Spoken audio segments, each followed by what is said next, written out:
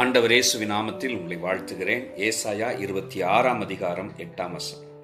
கர்த்தாவே, உம்முடைய நியாய தீர்ப்புகளின் வழியிலே உமக்கு காத்திருக்கிறோம். உமது நாமமும் உம்மை நினைக்கும் நினைவும் எங்கள் ஆத்தும வாஞ்சையாய் இருக்கிறது. ஆண்டவருடைய பரிசுத்த நாமம் தேவ ஜனத்தினுடைய நினைவாகவும் வாஞ்சையாகவும் இருக்கும்படியாக தேவ ஜனங்கள் அவ்வளவாய் கர்த்தரை வாஞ்சித்து தேடினார்கள்.